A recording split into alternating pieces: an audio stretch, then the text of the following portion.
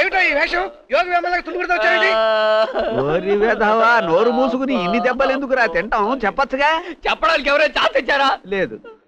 ప్రతి వాడు కొట్టిన చోటు కొట్టకుండా కొట్టకోండి చోటు కూడా కొట్టారు. నువ్వు పాత కషాలని కడుపులో పెట్టుకుని నువ్వు కావాలని కొట్టారా? నువ్వు కావాలనుకుంటానండి నీ బంద. ఓ మనిషి కావాలనుకుంటాను. కావాలనుకుంటానంటే అదే కారణాలు ఉండాలి. నీకు సింపుల్ గా షార్ప్ గా ఒక మాటలో చెప్తాను నేను. ఏమిటండి అమ్మా అసలు ఇదొకటే మన ఇంట్లో పని చేయడానికి కొత్తగా వచ్చిన అమ్మాయిరా? అయితే మాత్రం కొడుతుందా? కొట్టగా ఇలాంటి విధవతాంతో ఇంట్లో గంట వస్తే కొత్త ముద్దెట్టుకుంటారా? ఈ తొట్టి గిట్టపోయిట్రా? అసలు ఏం జరిగింది? అది కాదురా, పిఎం ఫస్ట్ క్లాస్ లో పాస్ అయినని గుండు కొట్టించుకోవడానికి సింహాచలం వెళ్ళారా? 25 ఏళ్లుగా తిరుపతిలో ఉంటూ గుండు కొట్టించుకోవడానికి సింహాచలం ఎందుకురా వెళ్ళడం? వెళ్ళాను కాబట్టి నాకు ఈ కర్మ. అని చెప్పని వెళ్ళానా? సూట్ కేసు ఒడ్డును పెట్టి దానికో తాడు కట్టి ఆ తాడు నా బలతాడు కట్టుకుని కోనేట్లో స్నానం చేయడానికి దిగాను. నేను మునిగి లేచేసరికి ఆ ప్రకారముగా ఏ ఒక్కరూ నా పైసా సహాయం చేయలేదు. ఆఖరికి ఒక బుక్కుల్లారి వాడిని బ్రతిమలాడి అలిసిపోయి ఒళ్ళంతా పులిసిపోయి కొంపకు చేరితే మీరందరూ కలిసి నన్ను వీరబాదులు మాట్లారా? ఊరుకోరా, ఊరుకో, ఏడవకు. పోలీస్ అవ్వాలనుకున్న వాడివి నువ్వు ఇలా ఏడ్చావని తెలిస్తే నలుగురు నవ్వుతారా? లేచి శుభ్రంగా స్నానం చేయి. ఇగో వాడి భోజనం మీరందరూ కొట్టిన వీరబాదుడు గుర్తుకొచ్చింది. అందుకే నేను షార్ప్ గా ఒక పాట. జానకి పూజకి అన్ని సిద్ధం చేసావా? ఓ పెట్టేశాను మావయ్య గారు. ఏమిటి నువ్వు స్నానం చేసావా? దేవుడికి దండం కూడా పెట్టుకున్నాను. ఒరే త్రాస్తుడా, జానకమ్మ గారు రండి పాలు పితుకుతాను, వెంకాయమ్మ గారు రండి పాలు పితుకుతాను అని అనద్దని నీకు 1,00,000 సార్లు చెప్పాను. పాలని ఒక్కసారి అరిస్తే చాలదు. పేరెట్టి పిల్లమంది ఇంట్లో నుంచి వస్తారండి. ఫోన్ మీరు మీకు పిండుతాను. ఏమిటి నాకు పిండుతావా? అబ్బా మిమ్మల్ని కాదండి, మీ కళ్ళ ముందు పిండుతాను అంటున్నాను. ఇందులో పోయి. ఎవరండి అమ్మాయి? మన చుట్టాల అమ్మాయా? మన కాదు, మా చుట్టాలమ్మాయి. త్వరగా పిండు. కాఫీ తాగందే ప్రార్థన కూడా రాదు నాకు. రాజా రామచంద్ర మహారాజు. ఏ ఊరమ్మాయి మందా? పెద్దవాడి దగ్గర నొన్న అయితే మనకు తెలిసినూరా. ఇలాకేమవుతావు నువ్వు? ఏమి అవును, మా అక్కయ్య నన్ను ఇక్కడికి పని చేయడానికి తీసుకొచ్చింది. పని మనిషి అన్నమాట. అయితే మనకు కరెక్టే. అంటే అదే నేను పని మనుషులు అంటుండే కదా. ఏంట్రా పొద్దున ఊరికే బాగుతున్నావు? నీ గొంతు నా బెడ్రూమ్ లోకి వినిపిస్తుంది. అది కదండి కొత్త అమ్మాయి కదా.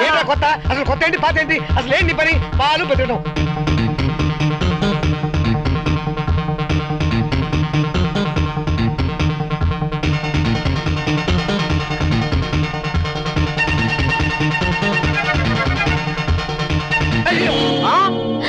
నాకేది పడిపోయింది బాబోయ్, నాకేది పడిపోయింది. ఈ మాటలు వాయింపుకి నాకేది నిగడ తీసి పడిపోయింది బాబోయ్. నిజమే, వీడి ధాటికి దాని కన్నభేరి పగిలిపోయి ఉంటుంది.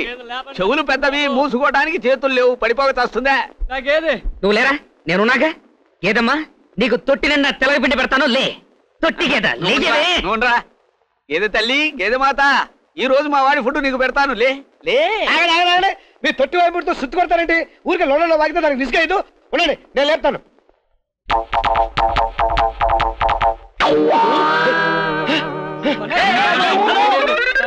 ఆగటం లేదురా, దొరకటం లేదు. రేయ్ ఏమిట్రా మీ అండర్స్టాండింగు? ఎన్ని చెప్పినా అది లేవలేదు. నువ్వేదో చెవులో ఊదేసరికి లేచిపోయింది. ఏం లేదు, షార్ప్ గా ఒకే ఒక విషయం చెప్తాను నేను అన్నాను, వినకుండా వెళ్ళిపోయింది. చిచ్చి, ఏమాత్రం సిన్సియారిటీ లేని గేదెలా కనిపిస్తుంది. అవునన్నయ్య, తొట్టిలో గేదె పాలు ఇచ్చిన తర్వాత పారిపోవచ్చుగా. ఇప్పుడు చూడు, కాఫీ లేదు, టీ లేదు, డికాషన్ లో పంచదార కలుపుకొని తాగాలి తొట్టిలోది.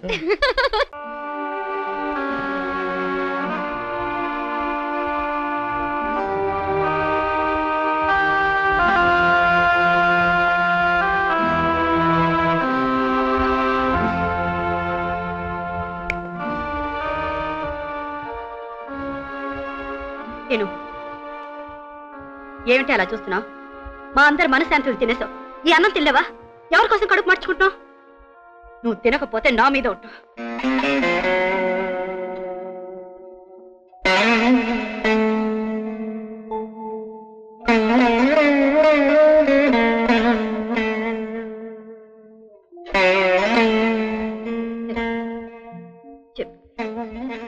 నేనెప్పుడు నా సొంత చెల్లిగా చూసుకున్నానే తప్ప పరాయిదల్లా చూడలేదు. ఒక అక్కగా అడుగుతున్నాను, చెప్పమ్మా, ఇంతకాలం ఎక్కడికి వెళ్ళావు? చెప్పు శకుంతల. నిన్నే చెప్పవే. ఎన్నిసార్లు అడిగినా మాట్లాడవే మూకుదల్లా. నిన్నే చెప్పు, ఇంతకాలం ఎక్కడికి వెళ్ళావు? చెప్పు. దాన్ని కొట్టద్దు. మరేం చేయమంటారు మావయ్య? జరిగిందేంటో చెప్పమంటే చెప్పదే. ఏమీ చెప్పకపోవటం దాని గొప్పతనం అమ్మా. కానీ తెలిసిన నిజాన్ని ఇన్నాళ్ళు గుండెలో మంటలా దాచుకున్న నేను చెప్పకుండా ఉండలేనమ్మా. అవునమ్మా, శకుంతల మన ఇంట్లో నగలు తీసుకుని పారిపోయిందని మీరు అనుకున్నారు. అది నిజం కాదమ్మా. శకుంతలకి జ్వరం వచ్చిన 4వ రోజున నేను డాక్టర్ దగ్గరికి తీసుకెళ్ళి. ఏమిటి డాక్టర్ మీరు అనేది? శకుంతల గర్భవతి? అవునండి, అబార్షన్ చేయడానికి కూడా వీలు పడదు. వస్తానమ్మా. డాక్టరు ఆ మాట చెప్పగానే గుండె పగిలినట్టయిపోయింది. ఈ పెళ్లి కాని పేద పిల్లను తల్లిని చేసిన వాడెవడో ముందు తెలుసుకోవాలనుకున్నాను.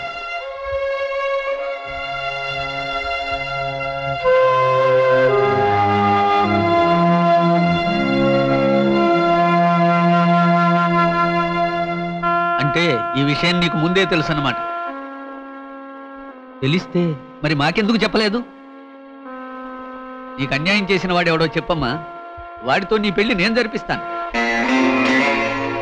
మన ఇంటికి వచ్చే పాలవాడా, మన వీధిలోనే ఉంటున్న మిలిటరీ ఆయన కొడుక? మరి మన ఇంట్లో వాళ్ళేనా?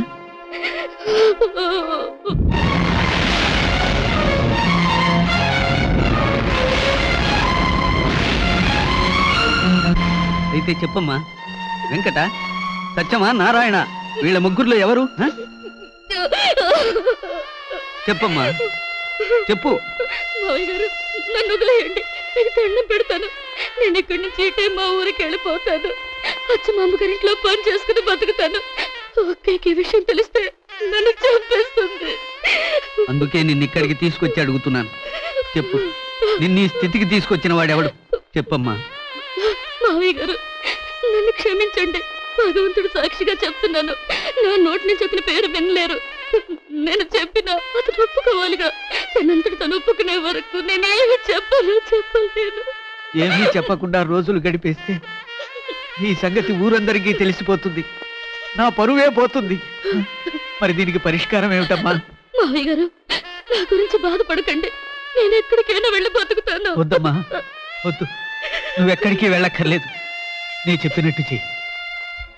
ఇక శకుంతల మన ఇంట్లో ఉండటం అంత మంచిది కాదని నేనే మన నగల మీ హాస్పిటల్లో చేర్పించి పురుడు పోయించాను.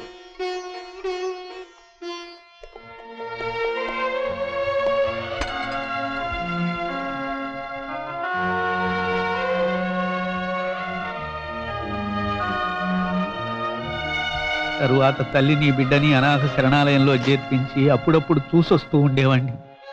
4 నెలల తర్వాత ఒక రోజు నేను వెళ్ళి చూసేసరికి అయ్యా, ఆ అమ్మాయి ఏం తప్పు చేసింది? దొంగతనం చేసింది. మేనేజర్ పట్టుకోపోతే చంపడానికి ప్రయత్నించింది. ఏమ్మా వారంటున్నది? ఏ జన్మలోనూ నేను చేసిన పాపం ఈ జన్మలో నన్ను ఇలా వేధిస్తుంది. అంటే నిజమేనన్నమాట? మీరు నమ్ముతున్నారా మావయ్య? కానీ అసలు ఎలా జరిగింది?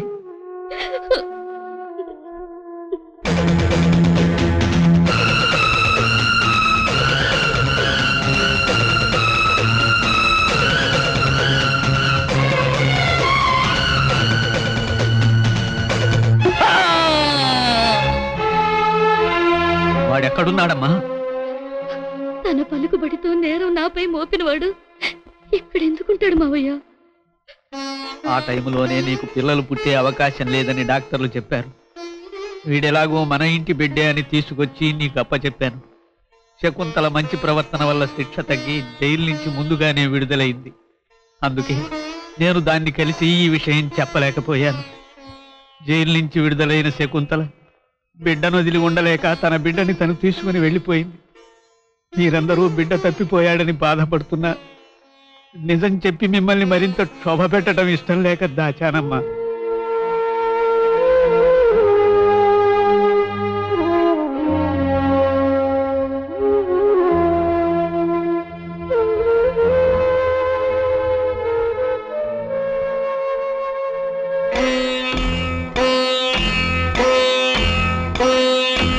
వదినా, నేను శకుంతలకు అన్యాయం చేసేటంత దుర్మార్గుని కాదు.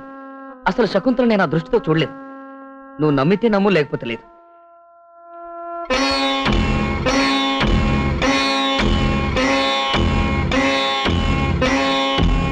ప్రేమించిన అమ్మాయినే చేసుకుంటానని గట్టిగా చెప్పగల ధైర్యం లేనివాణ్ణి.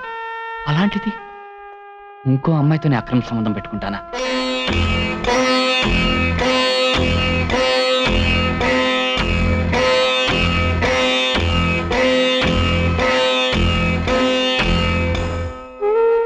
జయంతి, నన్ను అనుమానిస్తున్నావా? నువ్వంటే నాకెంత ప్రాణమో నీకు తెలియదా? ఈ జన్మలోనే కాదు, ఎన్ని జన్మలకైనా నిన్ను తప్ప ఏ ఆడదాన్ని కన్నెత్తి చూడడం నీకు తెలియదా? మరి నువ్వు కాదు, వాడు కాదు, వీడు కాదు. ఎవర్రా? ఎవరి దారుణం చేసింది?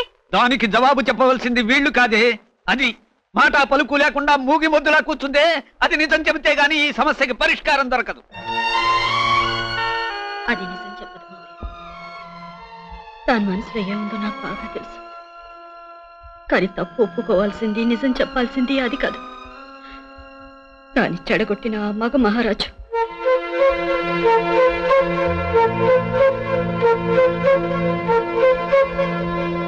మౌనంగా ఉంటే ఊరికే వదిలేస్తాననుకోకండి. ఆ బిడ్డకి తండ్రి ఎవరో తెలిసే వరకు మిమ్మల్ని ఎవరిని విడిచిపెట్టను.